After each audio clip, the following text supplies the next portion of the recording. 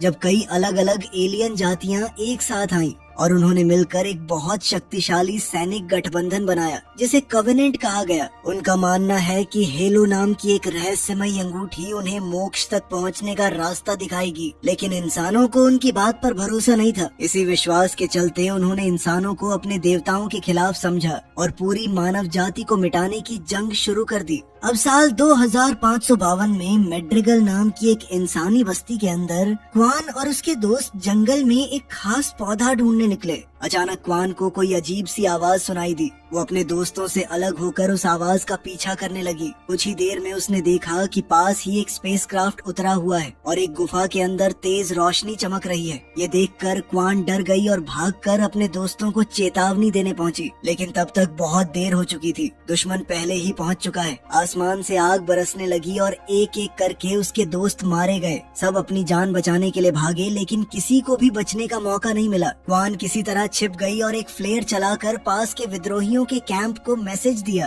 Camp के लोग तुरंत अपनी रक्षा की तैयारी में लग गए। क्वान भी पूरी ताकत से भागती हुई कैंप के अंदर पहुंच गई। बिल्कुल उस वक्त जब उसके दरवाजे बंद किए जा रहे थे। उसने अपने पिता को बताया कि हमला करने वाले आम सैनिक नहीं थे, लेकिन उन्होंने उसकी बात पर विश्वास नहीं किया। उन्होंने क्वान को बाकी नागरिकों के साथ सुरक्षित जगह पर छिपने भेज दिया। थोड़ी ही देर में हमला शुरू हो गया। कैंप का मेन दरवाजा उड़ा दिया गया और कई भयंकर एलियंस अंदर घुस आए। इंसानों के हथियार उनके सामने लगभग बेकार साबित हुए। हर तरफ लोग मारे जा रहे हैं। ये सब देखकर क्वान और ज्यादा देर छिप नहीं पाई और अपने पिता को ढूंढने बाहर निकल आई। इसी फैसले ने उसकी जान बचा ली। कुछ पल बाद एक एलियन ने बंकर का दरवाजा खोला और अंदर मौजूद सब लोगों को मार दिया। इसी दौरान आसमान से एक स्पेसक्राफ्ट उतरा और उसमें से स्पार्टन्स आए। ये जेनेटिकली बदले गए सुपर सोल्जर्स हैं। उनकी तकनीक, उनका आर्मर और उनके हथियार एलियंस से टक्कर लेने के लिए बनाए गए हैं। स्पार्टन्स ने आते ही जंग का रुख बदल दिया। क्वान धमाकों और गोलीबारी के बीच भागती रही। वो एक ट्रेलर में छिप गई, लेकिन एक एलियन ने उसे ढूंढ लिया। जैसे ही एलियन उस पर हमला करने वाला था, मास्टर चीफ ने दूर से एक सही निशाना लगाया और एलियन को मार गिराया। बाकी बचे एलियंस को स्पार्टन्स ने घेर लिया और मिलकर उनका काम तमाम कर दिया। जब क्वान अपने पिता के पास लौटने लगी, तब अचानक एक जख्मी एलियन जो अब तक जिंदा था उस पर टूट पड़ा।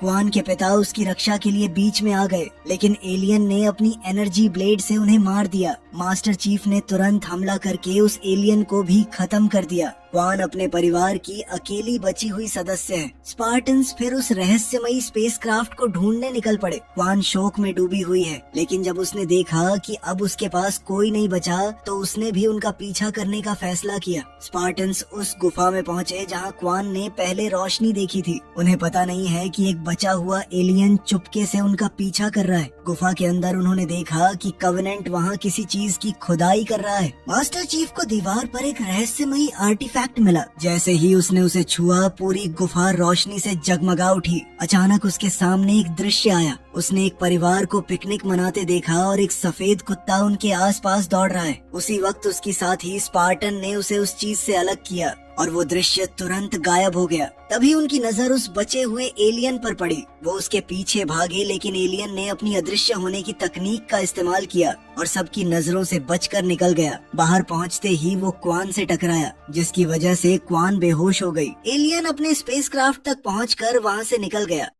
दूसरी तरफ यूएनएससी में डॉक्टर हॉल्सी ने एडमिरल परनगॉस्की को मना लिया कि इस अवशेष की जांच की जानी चाहिए, लेकिन जाते वक्त एडमिरल ने देख लिया कि हॉल्सी एक ऐसे प्रोजेक्ट पर काम कर रही है जिसे रोकने का आदेश दिया गया है। उन्होंने उसे तुरंत बंद करने को कहा। हॉल्सी एक छुपे हुए कमरे में गई जहां एक कैप्सूल के अंदर एक अजीब शरीर पड़ा है। वो उसे नष्ट करने वाली है, लेकिन आखिरी पल पर रुक गई। इसी बीच कवेनेंट के हेडक्वार्टर्स में हायरार्क नाम का नेता मेकी से मिला। मेकी कवेनेंट के बीच पली बड़ी इकलौती इंसान है। उसी ने अवशेष की जगह पहले बताई थी। जब उसे पता चला कि कोई और भी उस अवशेष को एक्टिव कर सकता है, तो वो हैरान रह गई। बाद में क्वान की आंख खुली और उसने खुद को स्पार्टन स्पेसक्राफ्ट में पाया। डॉक्टर मिरांडा का एक होलोग्राम उसके सामने आया। मिरांडा ने उससे कहा कि वो एक वीडियो रिकॉर्ड करे और सब मानवीय बस्तियों को कवेनेंट के खतरे के बारे में बताए। मिरांडा चाहती है कि इंसान आपस की लड़ाई भूलकर एकजुट हो जाए, लेकिन क्वान ने साफ मना कर दिया। उसका कहना है कि अगर उसकी बस्ती को आजादी मिलेगी तभी वो मदद करेगी। बाद में मास्टर चीफ ने क्वान को खाना दिया और बातचीत के दौरान एक सच सामने आया। क्वान की माँ को सालों पहले मास्टर चीफ ने ही मारा था। ये बात सुनकर माहौल और तनावपूर्ण हो गया। इसी बीच मास्टर चीफ को एक संदेश मिला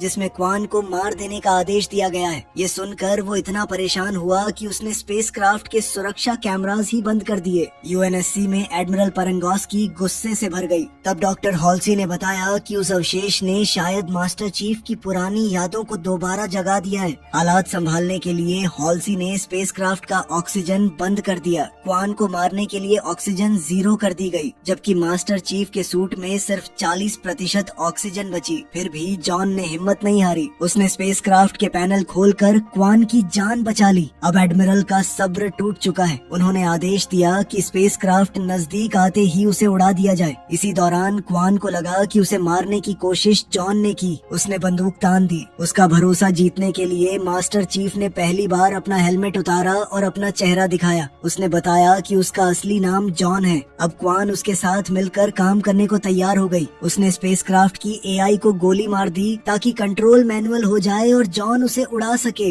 लेकिन तभी हमले की वजह से स्पेसक्राफ्ट जमीन पर गिर पड़ा। जब जॉन ने देखा कि सैनिक उन्हें घेरने वाले हैं, तो उसने एक बार फिर अवशेष को छुआ। इस बार उसने अपने बचपन की यादें देखी। उसने अपने परिवार को देखा और अपने छोटे रूप को उसी अवशेष का सिंबल बनाते देखा। अचानक अवशेष से एक शक्तिशाली एनर्जी निकली। पूरे बेस की बिजली बंद हो गई। सारे हथियार बेकार हो गए। लेकिन स्पेसक्राफ्ट को बहुत एनर्जी मिल गई। मौके का फायदा उठाकर जॉन और क्वान वहाँ से बच निकले। फिर कहानी 22 साल पहले की यादों में गई। उस वक्त जॉन ट्रेनिंग में था। एक रात वो चुपके से बाहर निकला और अपने दोस्त सोरेन से मिला। सोरेन हैरान रह गया जब जॉन ने उस पर बंदूक तान दी। जॉन ने कहा कि वो भागना नहीं चाहता और नियमों का पालन करना जरूरी है। लेकिन सोरेन ने जवाब दिया कि ये जगह बच्चों का दिमाग कंट्रोल करती है और उनके सपने छीन लेती है। उसने जॉन को याद दिलाया कि प्रयोगों के कारण उसका एक हाथ जा चुका है। आखिर में जॉन ने उसे 5 मिनट का मौका दिया और सोरेन वहाँ से निकल गया। वर्तमान में लौटकर क्वान ने स्पेसक्राफ्ट के आसपास चमकती हुई रोशनी देखी। जॉन ने समझाया कि ये स्लिप स्पेस यात्रा थी, जिससे बहुत दूर की दूरी कुछ ही समय में तय की जा सकती थी। कुछ देर बाद वो एक बड़े एस्ट्रॉइड फील्ड के बीच पहुंच गए। जॉन ने अपनी तेज प्रतिक्रिया और कमाल की पायलट कला से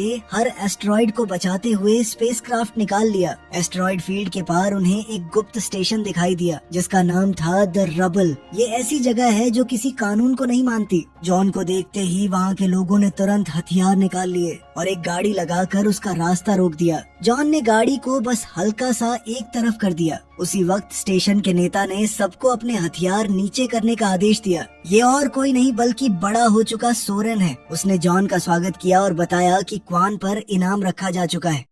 दूसरी तरफ यूएनएससी में एक खास बैठक बुलाई गई। सभी अधिकारी जॉन को खत्म करने की बात कर रहे हैं, लेकिन डॉक्टर हॉल्सी ने परंगोस्की की इच्छा के खिलाफ जाकर अपना नया प्रोग्राम सामने रखा। इसका नाम है कॉर्टाना। हॉल्सी के मुताबिक ये ह्यूमन डेवलपमेंट का अगला चरण है। कॉर्टाना एक ऐसी एआई है जो स्पार्टन्स की सोच पर कंट्रोल पाकर उन्हें और ज्यादा आज्ञाकारी बना सकती है। ऊपर से दबाव बढ़ रहा था तो परंगोस्की को भी ना चाहते हुए मानना पड़ा। इसी दौरान मैड्रिगल पर विंशर ग्राथ ने अपनी पकड़ मजबूत करनी शुरू कर दी। उसने क्वान के पिता से जुड़े सभी विद्रोहियों को मरवा दिया। जब एक ड्रोन उसके ऊपर से गुजरा तो उसने उसे भी गिरा दिया ताकि क्वान उस पर नजर न रख सके। बाद में जॉन और क्वान ने सोरेन को वो रहस्यमयी चीज दिखाई। सोरेन ने उसे छुआ लेकिन कुछ भी नहीं हुआ। तब सोरेन उन्हें रेथ नाम के एक आदमी के पास ले गया। कभी कवेनेंट ने उसे कैद करके रखा था। जैसे ही रेथ ने उस वस्तु को देखा उसने उसे पहचान लिया। उसने बताया कि ये कवेनेंट के धर्म की बहुत जरूरी चीज है। कवेनेंट पूरी गैलेक्सी में इसके और टुकड़े ढूंढ रहा है। रेथ ने भी उसे छुआ लेकिन फिर भी कुछ नहीं हुआ। उसने बताया कि कुछ चुनिंदा लोग हैं जो इस चीज को एक्टिवेट कर सकते हैं।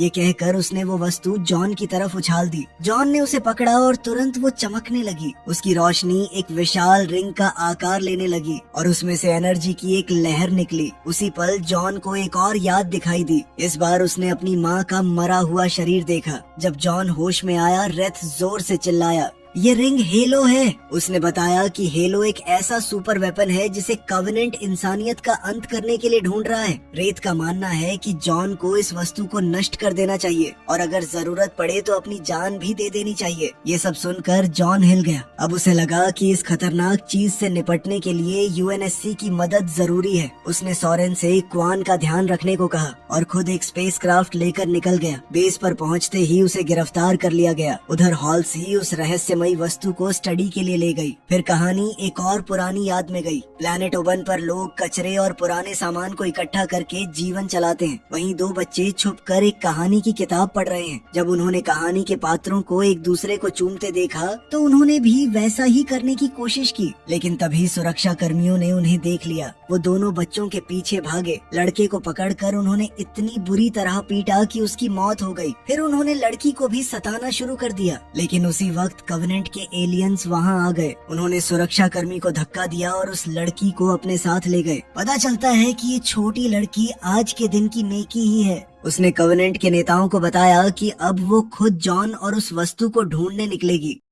उधर हॉल्जी ने आखिरकार उस शरीर को जगाया जो उसने अपनी लैब में छुपा कर रखा है। वो असल में उसका अपना क्लोन है। दोनों ने कुछ देर बातचीत की ताकि हॉल्सी पक्का कर सके कि क्लोन का दिमाग ठीक काम कर रहा है। उसके बाद हॉल्सी जॉन को लैब में ले गई और उसे एक खास एक्सपेरिमेंट के लिए मना लिया। क्लोन की आंख में एक सुई डाली गई और उसका दिमाग निकाला गया। फिर उस दिमाग को जॉन के सिर में इम्प्लांट कर दिया गया। जैसे ही प्रक्रिया पूरी हुई, क्लोन को नष्ट कर दिया गया। कुछ देर बाद कॉर्टाना पहली बार एक होलोग्राम के रूप में सामने आई। अब उसका काम है धीरे धीरे जॉन के साथ पूरी तरह जुड़ना और उसकी शारीरिक और मानसिक क्षमता को और बेहतर बनाना। फिलहाल हॉल्जी ने उसकी पहुंच लिमिटेड रखी है क्योंकि वो पहले उसका इस्तेमाल उस रहस्यमयी वस्तु को समझने के लिए करना चाहती है। जब जॉन की आंख खुली तो उसे अपने दिमाग में किसी और की आवाज बिल्कुल पसंद नहीं आई। फिर भी परीक्षण शुरू हुआ। जैसे ही जॉन ने उस चीज को छुआ वो दोबारा से एक्टिवेट हो गई और उसने अपने बचपन की कुछ और यादें देखी। लेकिन एक अजीब बात हुई, जब भी जॉन उन यादों में होता कॉर्टाना उन्हें देख नहीं पाती। बाद में जॉन ने डेटाबेस में अपने अतीत से जुड़ी जगह ढूंढने की कोशिश की।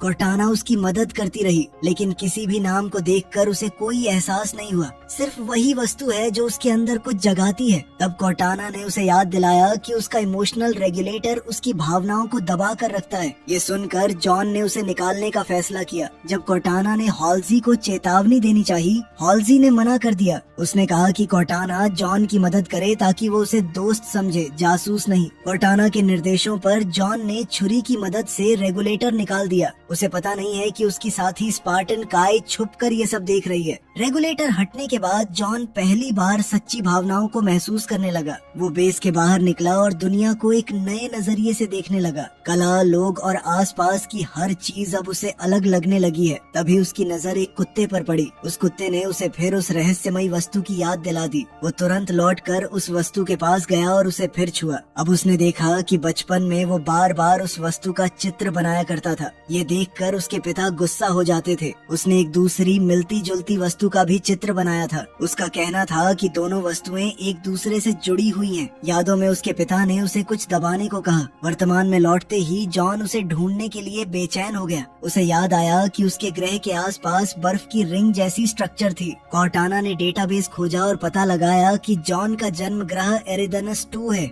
ये ग्रह सालों पहले वीरान हो गया था जब एक वायरस पूरी आबादी में फैल गया। जब हॉल्सी को ये सब पता चला, जॉन ने उसे अपनी सारी यादें बता दी। दोनों ने मिलकर एरिडनस 2 जाने का फैसला किया। इसी बीच एक पेट्रोल स्पेसक्राफ्ट ने देखा कि पास ही कवेनेंट का एक स्पेसक्राफ्ट प्रकट हुआ। सबको लगा कि हमला होने वाला है, लेकिन हैरानी की बात है कि उसने हमला नहीं किया। बातचीत हुई और एक घबराई हुई महिला ने मदद मांगी। उसने कहा कि कवेनेंट ने उसके ग्रह पर हमला किया है और वो मुश्किल से बचकर निकली है। उसे बचाने के लिए सैनिकों की एक टीम उस स्पेसक्राफ्ट पर चढ़ी, लेकिन ये मेकी का बिछाया हुआ एक जाल था। उसने अजीब जीव छोड़ दिए जो तुरंत सैनिकों को मारने लगे। फिर मेकी ने उनके लीडर से कुछ पूछताछ की और जब उसने कुछ भी बताने से मना कर दिया तो उसने अपने नाखून में छुपे हथियार से उसे मार डाला। उस स्पेसक्राफ्ट में उसे कोई काम की जानकारी नहीं मिली, इसलिए उसने मैड्रिगल जाने का फैसला किया।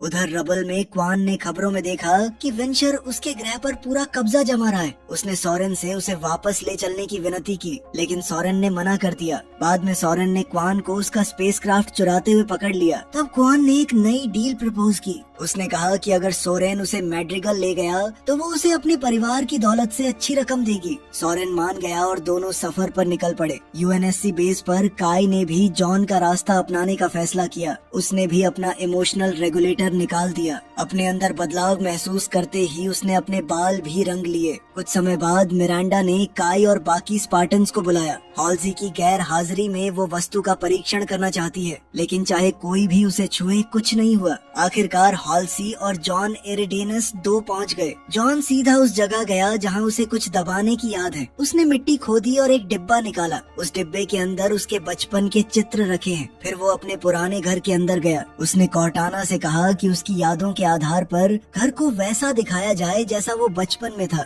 जैसे जैसे वो घर में आगे बढ़ता गया उसकी और यादें लौटने लगी और फिर उसने अपने बचपन के रूप को देखा जो लगातार चित्र बना रहा है और जिसने एक विशाल मेटल का स्ट्रक्चर खोज लिया। जॉन को जो तस्वीरें और यादें दिख रही हैं, उनमें एक पुरानी गुफा नजर आई जहां छोटा जॉन अपने कुत्ते के साथ गया था। गुफा के अंदर उसने दीवार पर लगी एक अजीब चीज को छुआ और तुरंत पूरी गुफा कांप उठी। डरा हुआ जॉन वहां से भाग गया। अगली याद में डॉक्टर हॉल्सी उससे मिलने आई। अब जॉन ने हॉल्सी से पूछा कि तुम मेरे बचपन की यादों में क्या कर रही हो, लेकिन हॉल्सी ने बात टाल दी और बोली कि शायद बचपन के सदमे की वजह से उसकी यादें उलझ गई हैं। इसके बाद जॉन ने बताया कि उसे याद आ गया है कि दूसरी वस्तु कहाँ छुपी हुई है। जॉन और हॉल्सी रेगिस्तान की तरफ निकले और उसी पुरानी गुफा में पहुँचे। वहाँ दीवार में फंसी हुई दूसरी वस्तु मिल गई। उधर सोरेन और क्वान मैड्रिगल पहुँच गए। शहर में हर जगह क्वान के वांटेड पोस्टर्स लगे हुए हैं। दोनों उसके पिता की श्रद्धांजलि में गए। वहाँ क्वान ने अपने पिता के दूसरे सबसे भरोसेमंद साथी से बात की, लेकिन उसे पता चला कि क्रांति लगभग खत्म हो चुकी है। लोग डरे हुए हैं और अब वेंचर की मर्जी के हिसाब से चल रहे हैं। ये सुनकर क्वान गुस्से से भर गई। उसने सबको डरपोक कहा, जिससे सिक्योरिटी का ध्यान उसकी तरफ चला गया। क्वान ने फिर सोरेन को मनाया कि वो उसकी मौसी को ढूंढने में मदद करे, क्योंकि उसके पास इतना पैसा हो सकता था कि सोरेन अपना जहाज वापस खरीद सके। बाजार से गुजरते वक्त कुछ लोगों ने उन पर हमला कर दिया। सोरेन ने तुरंत जवाब दिया और हमलावरों को पीटना शुरू कर दिया। इसी बीच क्वान की मौसी सामने आ गई, इसलिए क्वान उसके साथ रुक गई और सोरेन अपने जहाज की खबर लेने चला गया। वहाँ एक व्यापारी ने उसे बताया कि उसका जहाज पहले ही टुकड़ों में तोड़कर बेच दिया गया है। गुस्से में सोरेन उसकी बाइक चुरा कर निकल गया। इधर क्वान को पता चला कि उसके पिता ने क्रांति पर सारा पैसा खर्च कर दिया था और अब कुछ भी नहीं बचा। मौसी ने कहा कि उसके पिता एक झूठ के लिए मरे। फिर उसने एक पुरानी कहानी सुनाई। कई साल पहले लड़ाई शुरू होने से पहले क्वान के पिता रेगिस्तान में रहने वाले कुछ रहस्यमयी लोगों से मिलने गए थे, जिन्हें लोग मिस्टिक्स कहते थे। जब वो लौट कर आए तब उनका व्यवहार बदल चुका था। उन्हें पूरा यकीन हो गया था कि मैड्रिगल को आजाद करना ही उनका जीवन का उद्देश्य है, लेकिन बात पूरी भी नहीं हुई कि वेंचर द्वारा भेजी गई एक हत्यारी वहां पहुंच गई। उसने तुरंत क्वान की मौसी को मार दिया। वो क्वान को भी मारने वाली थी, लेकिन तभी सोरेन वापस आ गया और उस पर गोलियां चलाने लगा। घायल हत्यारी खिड़की से कूदकर भाग गई। सोरेन ने क्वान को वहां से निकाला, लेकिन बाहर सिक्योरिटी ने उन पर गोलीबारी शुरू कर दी। दोनों बाइक पर बैठे और तेज रफ्तार से रेगिस्तान की तरफ भाग निकले। काफी दूर पहुंचने के बाद बाइक खराब हो गई। सोरेन ने क्वान को बाइक से हथकड़ी लगा दी और कोई और साधन ढूंढने चला गया, लेकिन क्वान ने एक पत्थर से बाइक पर वार किया और खुद को आजाद कर लिया। बाद में जब सोरेन एक जीप लेकर लौटा तो उसे बाइक अकेली मिली। अचानक क्वान रेत के नीचे से बाहर निकली, उसके पीछे पहुंची और उसे बेहोश कर दिया। इसी दौरान एक और पुरानी याद सामने आई। जवान हॉल्सी एक स्कूल का दौरा कर रही थी। वहाँ उसने छोटे जॉन को एक बच्चे की जान बचाते देखा। एक लड़का गिरने वाला था और जॉन ने सिर्फ उसका पैर पकड़कर उसे बचा लिया। हॉल्सी उसकी ताकत देखकर बहुत प्रभावित हुई। यहीं ये भी पता चला कि कैप्टन जेकब पहले हॉल्सी के पति थे और मिरांडा उन दोनों की बेटी थी। प्रेजेंट में मिरांडा उस जगह पहुंची जहां हॉल्सी दूसरी वस्तु को चट्टान से अलग करने की तैयारी कर रही है। जेकब उसे गुफा तक ले गया। हॉल्सी ने जॉन को चेतावनी दी कि वो इस वस्तु से दूर रहे, क्योंकि ये पहली वाली वस्तु से भी ज्यादा शक्तिशाली है। गुफा से बाहर निकलते वक्त जॉन ने महसूस किया कि काई बदल चुकी है। उसे तुरंत समझ आ गया कि काई ने अपनी भावनाओं को दबाने वाली चिप हटा दी है। काई को इस बात का कोई पछतावा नहीं, लेकिन जॉन ने कहा कि अब वो लड़ाई के लिए तैयार नहीं है और उसे अलग रहने का आदेश दिया। बाद में साइंटिस्ट्स ने चट्टान को काटने के लिए एक तेज किरण का इस्तेमाल किया, लेकिन इससे एक भयंकर लहर निकली। उसकी तकलीफ इतनी ज्यादा थी कि सब लोग दर्द से भाग पड़े। यह लहर इतनी दूर तक पहुंची कि मैड्रिगल की गुफाओं में मौजूद मेकी ने भी उसे महसूस कर लिया। तब मेकी को समझ आ गया कि दूसरी वस्तु कहाँ है। थोड़ी देर बाद वस्तु के चारों तरफ बनी सुरक्षा परत टूट गई। सब लोग उसे ले जाने की तैयारी कर रहे हैं, लेकिन जॉन ने हॉल्सी की बात नहीं मानी और वस्तु को छू लिया। जैसे ही उसने उसे छुआ, एक और याद सामने आ गई।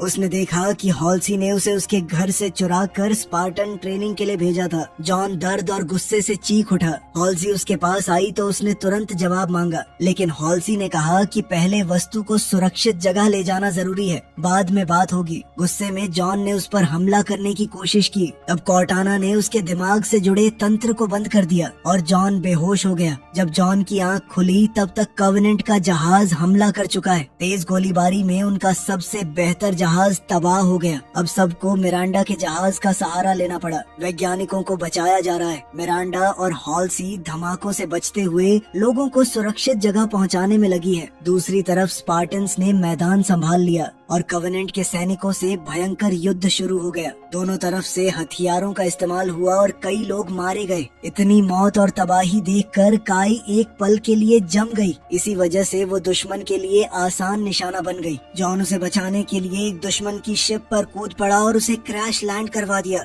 इसके बाद उसने कई दुश्मनों से सामने से लड़ते हुए उन्हें हरा दिया। लेकिन इसी बीच एक कवेनेंट वस्तु तक पहुंच गया और मेन कवेनेंट जहाज उसे लेकर भाग निकला। जाने से पहले कवेनेंट वाले मेकी को वहीं पर छोड़ के चले गए। सबको लगा कि वो बस एक अबला औरत है जो वहाँ पर फंस गई होगी। अब उसे भी काय के साथ हॉस्पिटल ले जाया गया। जॉन ने हॉल्सी को एक लैब में बंद करके रेडिएशन प्रोसेस शुरू कर दिया। इस प्रोसेस से हॉल्सी को जानलेवा रेडिएशन मिल सकता है। जब हॉल्सी अपनी जान की भीख मांग रही है तब जॉन ने कोर्टाना को इसे रोकने को कहा, लेकिन कोर्टाना ने बताया कि वो मशीन को कंट्रोल नहीं कर सकती। आखिरी पल में जॉन ने हॉल्सी को बचा लिया और सच बताया कि यह सब एक परीक्षा थी। वो ये चेक करना चाहता था कि कोर्टाना उसके लिए वफादार है या हॉल्सी के लिए। बाद में मेकी ने बताया कि बचपन में कवेनेंट उसे उठाकर ले गए थे, लेकिन उसने और कुछ कहने से मना कर दिया और बोली कि वो सिर्फ जॉन से बात करेगी। सीनियर ऑफिशियल्स ने जॉन को उससे मिलने की अनुमति दे दी। मेकी ने जॉन को बताया कि कवेनेंट दूसरी वस्तु की तलाश में है और पहली वस्तु एस्परा नाम के एक तारा तंत्र में छुपी हुई है। जॉन ने पूछा कि उसे उसकी बात पर भरोसा क्यों करना चाहिए। तब मेकी ने उसे बताया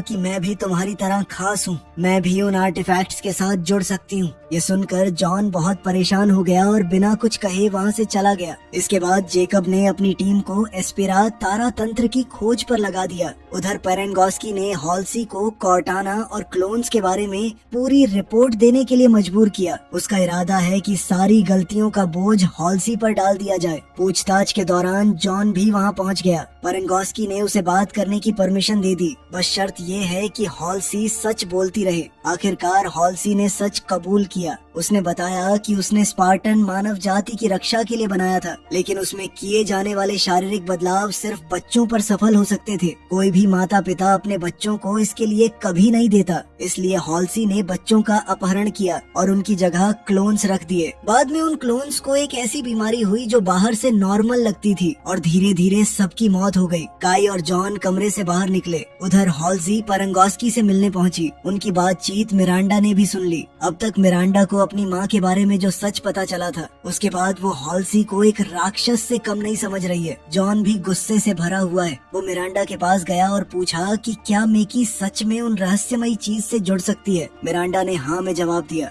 इसके बाद जॉन ने कोर्टाना से कहा कि वो उसे अपने दिमाग से निकालने का कोई रास्ता ढूंढेगा। फिर वो काई से मिला और उसे स्पार्टन प्रोग्राम के पीछे छुपे सारे सच बता दिए। जाते वक्त उसने काई से कहा कि उसे जल्दी ठीक होना होगा, क्योंकि आगे उसे उसकी जरूरत पड़ेगी। उधर पेरेंगोस्की ने हॉल्सी को साफ बता दिया कि अब उसे प्रोजेक्ट से हटा दिया गया है। आगे का पूरा काम मिरांडा संभालेगी। इतना कहकर उसने सिक्योरिटी को हॉल्सी को बाहर निकालने का आदेश दे दिया। जब मिरांडा मेकी पर कुछ एक्सपेरिमेंट कर रही थी, तब जॉन को अचानक बेचैनी महसूस होने लगी। वो तुरंत जांच करवाने के लिए कंप्यूटर के पास गया। जांच के दौरान उसे क्वान की एक झलक दिखाई दी, लेकिन अगले ही पल कंप्यूटर ने चेतावनी दी कि जॉन को तुरंत डॉक्टर से मिलना चाहिए। झलक भी उसी वक्त गायब हो गई। बाद में मिरांडा अपनी माँ की लैब संभालने पहुंची, लेकिन कंप्यूटर ने उसे अंदर जाने की परमिशन नहीं दी। स्क्रीन पर सिर्फ हॉल्सी का मैसेज था, जिसमें उसने मिरांडा को मिलने के लिए बुलाया था। मिरांडा उससे मिलने गई और उसे हैवान बुलाने लगी। हॉल्सी ने शांत आवाज में माफी मांगी और माना कि वो कभी अच्छी माँ नहीं बन पाई। ये सुनकर मिरांडा इतनी हैरान हुई कि बिना कुछ कहे वहाँ से चली गई, लेकिन सच कुछ और है। हॉल्सी सिर्फ नाटक कर रही है। उसने एक खास कॉन्टैक्ट लेंस की मदद से मिरांडा की आंखों का पूरा स्कैन चुरा लिया। इस तरह उसने दोबारा स्पार्टन प्रोग्राम तक पहुंच हासिल कर ली। जब मिरांडा वापस लैब में आई तब उसे कंप्यूटर का पूरा एक्सेस मिल गया। रिजल्ट देखकर वो हैरान रह गई। जॉन और मिकी के जेनेटिक कोड्स बहुत ही रेयर हैं। इसी दौरान जॉन मिकी के पास पहुंच गया। उसने बताया कि जिस जगह का जिक्र मिकी ने किया था वहाँ कुछ भी नहीं मिला। अब जॉन की मानसिक स्थिति बिगड़ने लगी है। मिकी ने समझाया कि रहस्यमयी वस्तु को छूने के बाद वो बीमार हो गया है। उसने बताया कि कवेनेंट के पास पहले भी कुछ कम शक्तिशाली पत्थर थे। उनके संपर्क में आकर वो भी बीमार पड़ जाती थी, लेकिन सालों की ट्रेनिंग के बाद उसने उन पर नियंत्रण पाना सीख लिया। आखिरकार वो पत्थर उसके कंट्रोल में आ गए। मिकी ने जॉन से कहा कि अगर वो उसे मेन चीज तक पहुंचने दे तो वो उसके मन को शांति दिलाने में मदद कर सकती है। इसी बीच हॉल्सी चुपके से कोर्टाना तक अपनी पहुंच दोबारा बना रही है। जॉन ने मिरांडा को मना लिया कि उसे एक बार फिर उस वस्तु को छूने दिया जाए, ताकि मिकी की बात की सच्चाई पता चल सके। अपने कमरे में मिकी को अचानक महसूस हुआ कि कुछ बुरा होने वाला है। उसने अपने गार्ड को गिरा दिया, लेकिन उसी वक्त जॉन ने वस्तु को छू लिया। जैसे ही उसने ऐसा किया, जॉन और मिकी दोनों को जोर का दौरा पड़ा। जॉन का दिमाग डरावनी यादों से भर गया। फिर अचानक सब कुछ बदल गया। उसने खुद को मिकी के साथ एक पहाड़ी मैदान में खड़ा पाया। बाहर डॉक्टर देख रहे थे कि दोनों के बॉडी साइंस बिल्कुल एक जैसे हो गए हैं। जॉन ने आसपास देखा और समझा कि वो हेलो रिंग के अंदर है, लेकिन जैसे ही उसने मिकी को छुआ वो दृश्य टूट गया और दोनों वापस आ गए। उधर मैड्रिगल पर क्वान रेगिस्तान में जीप चला रही है। सफर के दौरान उसे अपने परिवार की यादें सता रही हैं। कुछ देर बाद उसे एक भयंकर रेत का तूफान मिला, फिर भी वो रुकी नहीं। तूफान के बीच उसे एक अजीब सी परछाई नजर आई। वो जीप से उतरी और उसके पास जाने लगी, लेकिन अगले ही पल कोई उसे बेहोश कर गया। जब क्वान की आंख खुली तब वो मिस्टिक्स के बीच है। वहाँ उसकी मुलाकात उनकी ट्राइब की लीडर डिजेडेराटा से हुई। डिजेडेराटा ने पहले मना कर दिया कि वो क्वान को उसके पिता का सच नहीं दिखाएगी, क्योंकि अभी वो तैयार नहीं है। लेकिन जब क्वान ने अपनी पूरी कहानी सुनाई और बताया कि यहाँ तक पहुँचने के लिए उसने क्या क्या सहा, तब उसका मन बदल गया। उसने बताया कि क्वान के पूर्वज ने रेगिस्तान में एक फ्यूल ढूंढा था जो आज भी पूरे ग्रह को ऊर्जा देता है। इसी खोज के दौरान उसकी मुलाकात एक रहस्यमयी शक्ति से हुई थी, जिसने उसे उसके असली उद्देश्य के बारे में बताया था।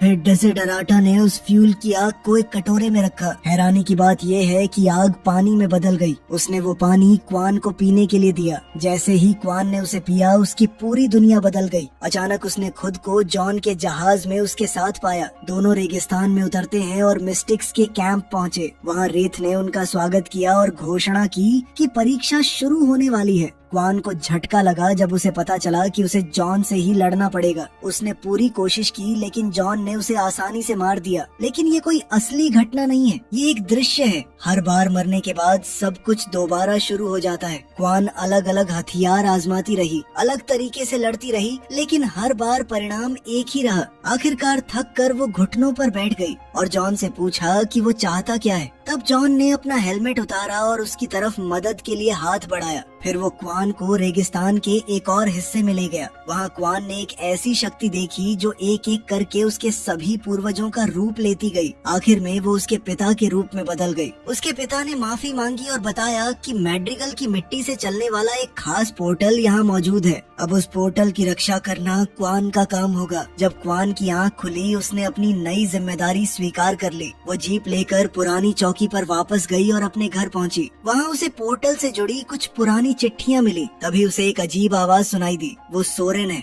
वो वापस आ गया क्योंकि उसने जॉन से वादा किया था कि वो क्वान की रक्षा करेगा। इसी दौरान ग्राफ और उसके आदमियों ने पूरी चौकी को घेर लिया, लेकिन क्वान के पास एक तरकीब है। अगर हाइड्रोजन स्टेशन चालू कर दिया जाए तो एक बड़ा धमाका करके दुश्मनों को खत्म किया जा सकता है। दोनों बंकर में छिप सकते हैं। समस्या ये थी कि पाइप को हाथ से खोलना जरूरी है। क्वान एक सुरंग में उतर गई, जबकि सोरेन खुली गोलीबारी करके दुश्मनों का ध्यान भटकाता रहा। वो चुपके से कई सैनिकों को सामने से हराता गया। सुरंग में क्वान का सामना एक सैनिक से हुआ और दोनों लड़ने लगे। तभी सोरेन ने आकर उस सैनिक को गोली मार दी और क्वान की जान बचा ली। दोनों अलग अलग रास्तों से बंकर की तरफ बढ़े। सोरेन लगातार दुश्मनों को रोकता रहा, जबकि क्वान ने एक एलियन ग्रेनेड का इस्तेमाल करके ध्यान भटकाया। तभी ग्राफ ने सोरेन को गोली मारकर गिरा दिया और धमकी दी कि अगर क्वान बाहर नहीं आई तो वो उसे मार देगा। लेकिन क्वान को एक स्पार्टन हथियार मिल गया। उसने उससे पाइप पर निशाना लगाया और गोली चला दी। अगले ही पल एक भयंकर धमाका हुआ।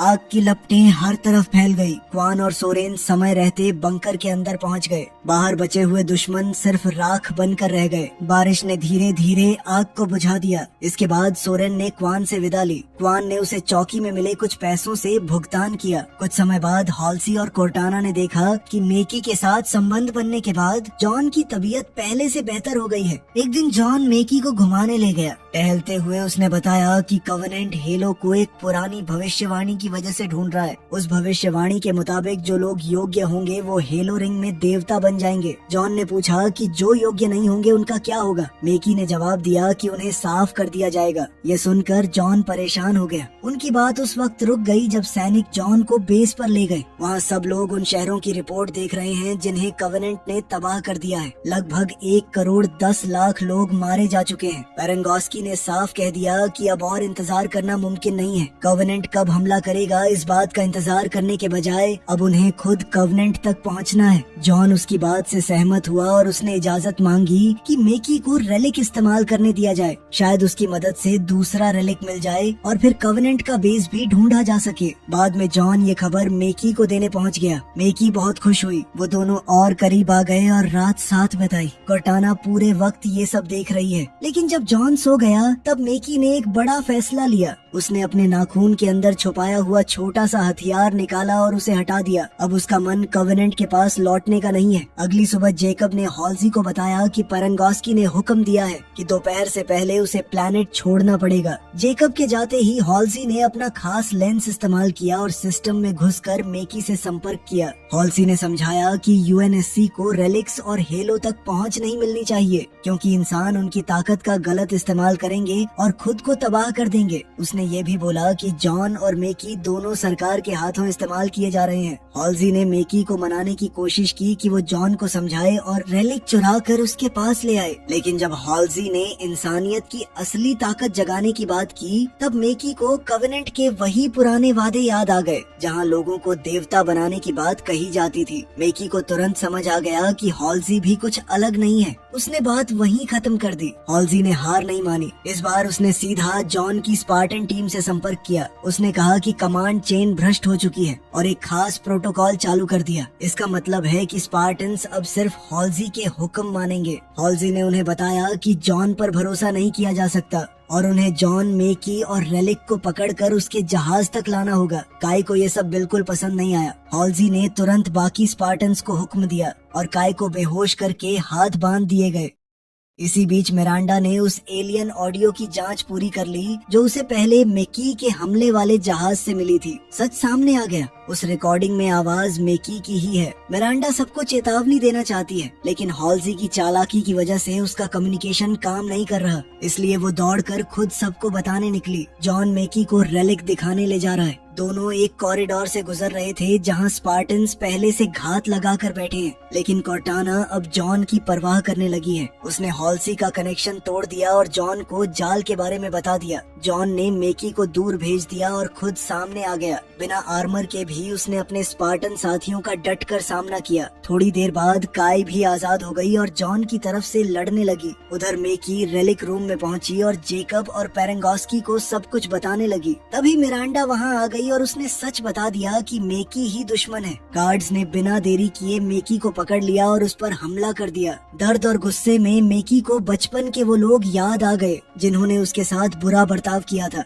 बदले की भावना में उसने रेलिक को छू लिया। रेलिक जागते ही एक जबरदस्त ऊर्जा की लहर निकली। स्पार्टन्स और गार्ड्स सब जमीन पर गिर पड़े। इसी दौरान जॉन और मेकी ने खुद को हेलो रिंग के अंदर पाया। वहाँ मेकी ने जॉन को अलविदा बोला और गायब हो गई। जब जॉन होश में आया तो उसने देखा कि पूरा बेस हमले की चपेट में है। मिरांडा ने बताया कि मेकी रेलिक लेकर भाग चुकी है। जॉन उसके पीछे निकला, लेकिन रास्ते में एक स्पार्टन ने काई को बंदूक की नोक पर पकड़ रखा है। जॉन ने स्पार्टन्स को सच बताने की कोशिश की। उसने कहा कि हॉल्जी ने बचपन में उन सबको अगवा करके उनका दिमाग बदला था। कोई यकीन नहीं कर रहा। फिर जेकब सामने आया और उसने सब सच मान लिया। उसने कबूल किया कि उसने भी हॉल्जी की मदद की थी। ये सुनकर मिरांडा अपने पिता से भी नफरत करने लगी। आखिरकार स्पार्टन्स जॉन की बात मान गए और मेकी को ढूंढने में उसका साथ देने लगे। काई हॉल्जी के पीछे निकल पड़ी। दुर्भाग्य से मेकी पहले ही एक जहाज में बैठकर निकल चुकी है। हॉल्जी अभी नजदीक है, इसलिए काई उसके जहाज की छत तोड़कर अंदर घुस गई। हॉल्जी के सहायक ने पीछे से हमला किया, लेकिन काई ने उसे तुरंत मार दिया। इसी अफरा तफरी का फायदा उठाकर हॉल्जी इमरजेंसी पॉड में बैठकर भाग गई। जहाज बाद में क्रैश हो गया, लेकिन काई अपने आर्मर की वजह से बच गई। इसके बाद जॉन को कवेनेंट की भविष्यवाणी याद आई। उसे एहसास हुआ कि उसमें एक संकेत छुपा है। कॉर्टाना की मदद से उसने एक ऐसे प्लैनेट को ढूंढ निकाला